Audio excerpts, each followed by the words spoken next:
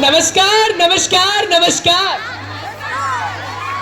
इधर इधर इधर मैं विदूषक शुभ्रांशु आप सभी के सामने एक ऐसे व्यक्तित्व के बारे में बात करूंगा जिनके बारे में बात करते हुए जो छोटा सा पेट है ना आज तक नहीं भरा। तो कथा नहीं है शिव और सती की, नहीं कथा श्री राम की, नंद के नंदन ग्वाल बाल कथा सुंदर श्याम की। तो एक दिन की बात है जब सारा वृंदावन और देवलोक अचंभित था। क्यों? कारण यह था कि नन्हे बालक श्री कृष्ण ने महादैत्य आघासुर का वध किया था। इसी घटना से विस्मित अचंभित नारद मुनि पहुंचे ब्रह्मलोक। ब्रह्मलोक पहुंचकर नारद मुनि ब्रह्मा जी से, हे प्रभु, हे ब्रह्मा, हो न हो ये बालक और कोई नहीं स्वयं भगवान विष्णु है जो एक बालक के रूप में इस धरती पर अवतरित हुए हैं। नारायण नारायण। यह सुनकर ब्रह्मा अपने ही घमंड में, मैं इस संसार का रचयिता भगवान श्री विष्णु का सर्वश्रेष्ठ भक्त, मुझे अपने प्रभु के बारे में साफ पता है, ये मेरे प्रभु भगवान विष्णु हो ही नहीं सकते। हो ना हो ये कोई मायावी है, कोई माया है और मुझे इस माया और मायावी का कुछ करना होगा। ये कहकर ब्रह्मा जी और नारद मुनि पहुंचे पृथ्वीलोक। पृथ्वीलोक पहुंचकर नारद मुनि और ब्रह्मा जी देखते हैं कि नन्हा बालक श्री कृष्ण तो अत्यंत उत्साहित है, अपने मित्रों के साथ क्रीड़ा कर रहा है। तभी ब्रह्मा जी ने एक ऐसी माया रची कि स्वयं भगवान श्री कृष्ण भी समझ नहीं पाए। उन्होंने श्री कृष्ण के सारे मित्रों को, गायों को, बच्चों को अपने साथ ले गए ब्रह्मलोक और सुला दिया योग निद्रा में।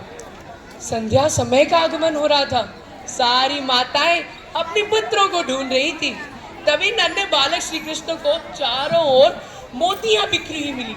इन मोतियों को देखकर समझ गए कि और कोई नहीं स्वयं ब्रह्मा है जो उनकी परीक्षा ले रहे हैं। इसीलिए श्री कृष्ण ने अपने मित्रों का अलग अलग रूप धारण किया और अग्रसर हुए वृंदावन की ओर। वृंदावन में सारी माताएं अत्यंत प्रफुल्लित। वृंदावन में संगीत जागा, उत्साह जागा हर आंगन में।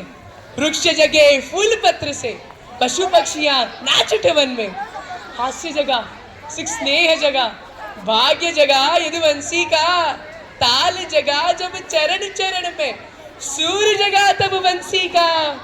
ऐसे ही महीने दर महीने, मौसम दर मौसम बीतते चले गए। एक साल बीत गया। एक साल बाद जब ब्रह्मा स्वयं आते हैं वो अचंभित हो जाते हैं। कारण यह था कि नन्हा बालक श्री कृष्ण तो उन्हीं मित्रों के साथ खेल रहा है जो मित्र योग निद्रा में लीन है। ये कैसे संभव है? तभी चारों ओर से विभिन्न ब्रह्मांड के ब्रह्मा आने लगे।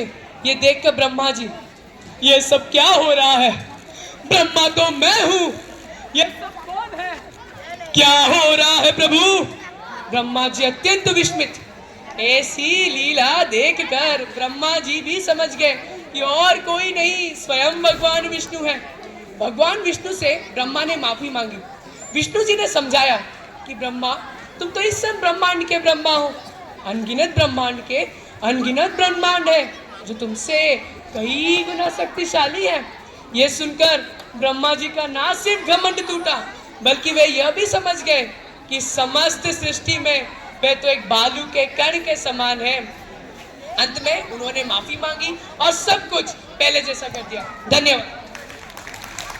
ये जो तरीका था कहानी बोलने का, ये उत्तर प्रदेश में बहुत ही प्रचलित है। उत्तर प्रदेश, उत्तर भारत के इलाकों में आज के समय में जब हम फोन में ज़्यादा ही जेनजी का जो जेन फोन चल रहा है, फोन में ज़्यादा ही हम बिजी चल रहे हैं, ऐसी जो कलाएं थी, जो पीढ़ी भर पीढ़ी कहानियां सुनाई जा रही थी, अब एक पिता अपने बेटे को सुना रहे, बेटा अपने बेटे को सुना रहा है, वो प्रचलित वो जो तरीका था वो आज के समय में लुप्त होता जा रहा है। तो मैं इस कहानी के द्वारा यही बोलना चाहूँगा कि फ़ोन को थोड़ा साइड करें और अपने कल्चर को, अपने रूट्स को फिर से पहचानें और ऐसे ही पीढ़ी दर पीढ़ी कहानियों को आगे बढ़ाते चलें। धन्यवाद।